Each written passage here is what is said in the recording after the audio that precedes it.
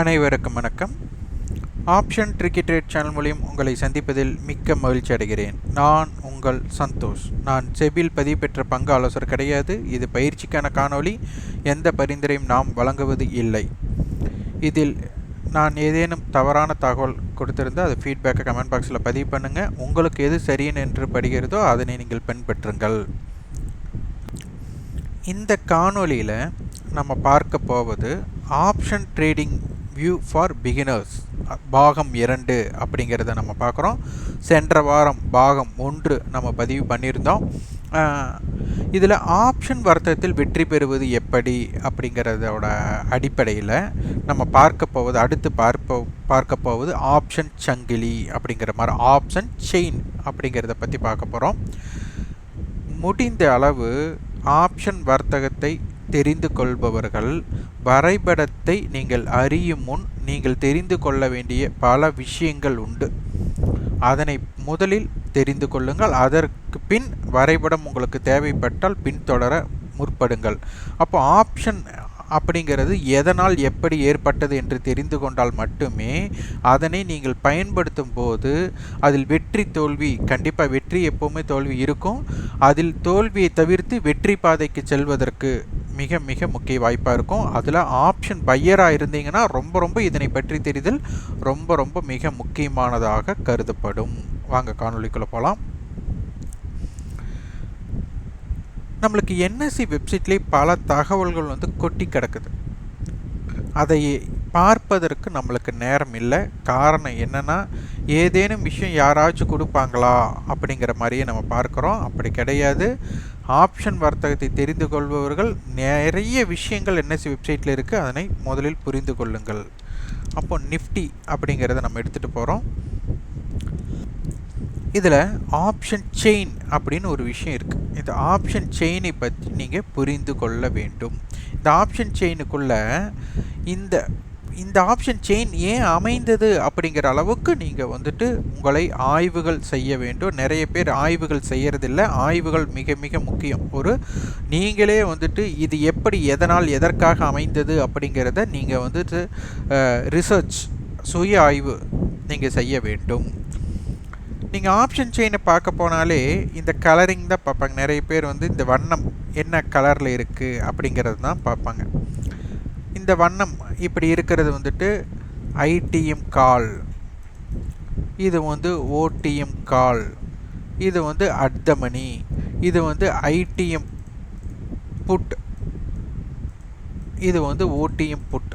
இதை தான் எல்லோரும் தெரிஞ்சுக்குவாங்க. அது மட்டும் பார்க்குறக்காகத்தான் இந்த ஆப்ஷன் செயின் என்று நீங்கள் நினைத்து கொள்கிறீர்கள். ஆனால் இது என்எஸ்சி ஏன் இப்படி அமைக்கிறது அப்படிங்கிற அளவுக்கு நீங்கள் ஆய்வு பண்ணணும். அதற்கு இன்றைக்கி நம்ம ஒரு விதை விதைக்க போகிறோம். இதை நீங்கள் ரிசர்ச் பண்ணுறக்காக இதில் நிறைய தகவல் உங்களுக்கு கிடைக்கலன்னு கூட நீங்கள் யோசிக்கலாம். ஆனால் இதில் கொடுக்கக்கூடிய தகவலை நீங்கள் ரிசர்ச்சுக்கு உங்களுடைய சுய ஆய்வுக்காக நீங்கள் பயன்படுத்தினீங்கன்னா மிக மிக முக்கியமாக கருதப்படும். அதை நம்ம பார்க்கறதுக்கு முன்னாடி இதை முதலில் தெரிந்து கொள்ளுங்கள்.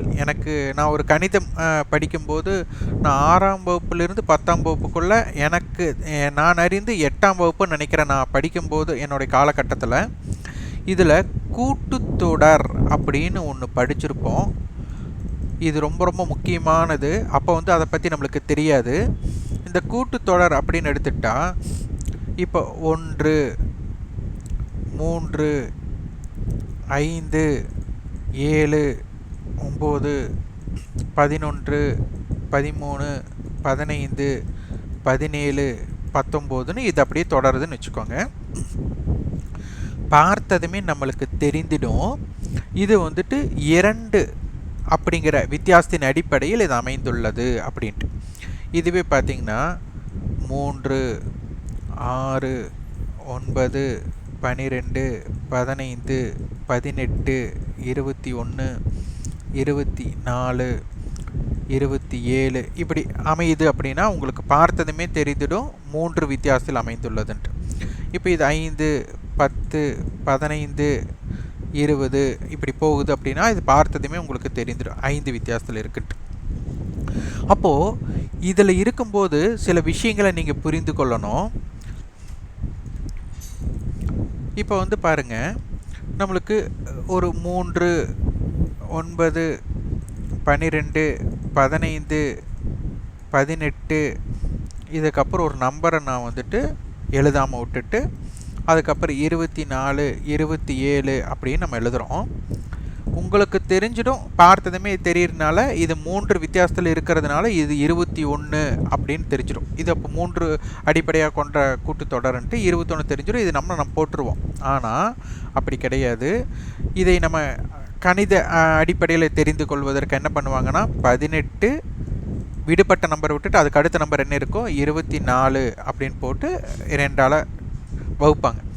அப்போது 18யும் 24யும் நம்ம கூட்டும்போது நம்மளுக்கு 12, இது என்ன வரும் 42 டிவைட் பை 2 போட்டால் 21 அப்படிங்கிற அடிப்படையாக நம்மளுக்கு வரும். அப்போது இது வந்து கூட்டுத்தொடர். அப்போ இதை அடிப்படையாக வைத்து தான் ஆப்ஷன் செயின் அப்படின்னு உருவாக்கியிருக்காங்க அப்படிங்கிறத புரிஞ்சுக்கணும். இப்போ உங்களுக்கு தெரியும் இது வந்து 50 அப்படிங்கிற அடிப்படையாக வைத்து ஒரு கூட்டுத்தொடர் இங்கே அமைச்சிருக்காங்க அப்படின்ட்டு. இப்போ நிஃப்டின்னு எடுத்துட்டால் ஒவ்வொரு ஸ்ட்ரைக்குக்கும் இடையில நம்மளுக்கு உண்டான தொலைவு அப்படிங்கிறது 50ஆக இருக்கிறது. இப்போ பாருங்கள்,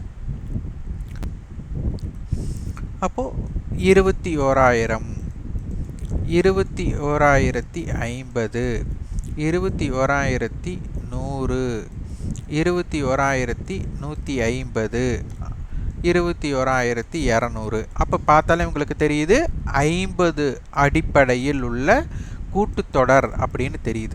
அப்போ நம்ம எழுதும்போது பாருங்கள், 21,000, 21,150 இங்கே நான் வந்து விடுபட்டுறேன்.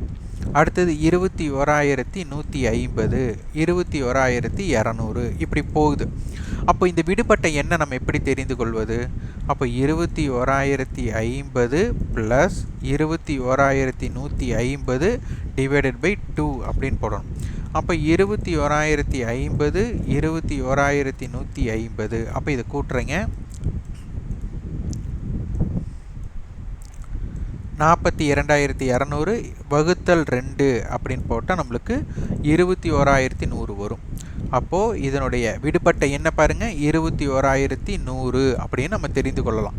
அப்போது இதை அடிப்படையாக வைத்து தான் என்எஸ்சி என்ன பண்ணியிருக்காங்கன்னா இந்த ஸ்ட்ரைக்கை நம்மளுக்கு உருவாக்கியிருக்காங்க. அப்போ அதையோட இது வந்து ஒரு பேஸ்டு, இந்த கூட்டுத்தொடரை பேஸ் பண்ணி கொண்டு வந்திருக்காங்க. அப்போ இதை பேஸ் பண்ணி இதில் இருக்கும் பிரீமியத்தை நீங்கள் வந்து கணக்கிட தொடங்கினால் இதில் ஒளிந்திருக்கும் பல ரகசியங்கள் நீங்கள் கண்டறியலாம். இது ரொம்ப ரொம்ப முக்கியம். அப்போ இந்த ஆப்ஷன் செயினை வந்துட்டு இதற்குள்ள ஒரு பேஸ் நம்மளுக்கு என்ன பண்ணியிருக்காங்க அப்படின்னா என்எஸ்சி இதனை இந்த ஒரு ப்ரைஸ் ப்ரீமியத்தை அமைப்பதற்கு இதற்கு அடிப்படையாக வைத்து சில காரணிகளை உருவாக்கியிருக்காங்க. அதை நீங்கள் ஒரு சுய ஆய்வு செஞ்சு நீங்கள் தெரிந்து கொள்ளலாம். இது ரொம்ப ரொம்ப மிக முக்கியமானது. இதனை நீங்கள் எப்படி பார்க்கிறீர்கள் அப்படிங்கிறத நீங்கள் ஃபீட்பேக்காக நீங்கள் வந்துட்டு கமெண்ட் பாக்ஸில் பதிவு பண்ணுங்கள்.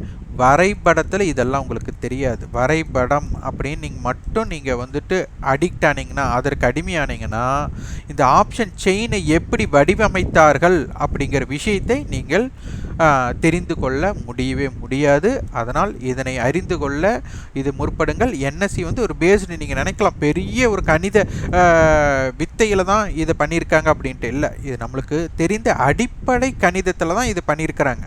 அப்போது ஒரு ப்ரீமியம் அப்படிங்கிறது இது ஒரு தொடக்க புள்ளியாக இந்த கூட்டுத்தொடர் அப்படிங்கிற அடிப்படையை வைத்து இதை அமைத்துள்ளார்கள் அப்படிங்கிறதை புரிந்து நீங்கள் இதனை தெரிந்து கொள்ளவும் ஆய்வு செய்யும் முற்படுங்கள். இதிலிருந்து உங்களுக்கு தெரிந்த விஷயத்தை என்னெல்லாம் ரிசர்ச் பண்ணி அடுத்தடுத்த கட்டத்துக்கு கொண்டு போகலாம் அப்படிங்கிறத நீங்கள் யோசிங்க. இந்த காணொலி உங்களுக்கு பயனுள்ளதாக இருந்தால் லைக் பண்ணுங்கள், ஷேர் பண்ணுங்கள், சப்ஸ்கிரைப் பண்ணுங்கள். கண்டிப்பாக உங்கள் ஃபீட்பேக்கை கமெண்ட் பாக்ஸில் பதிவு பண்ணுங்கள். நன்றி, வணக்கம்.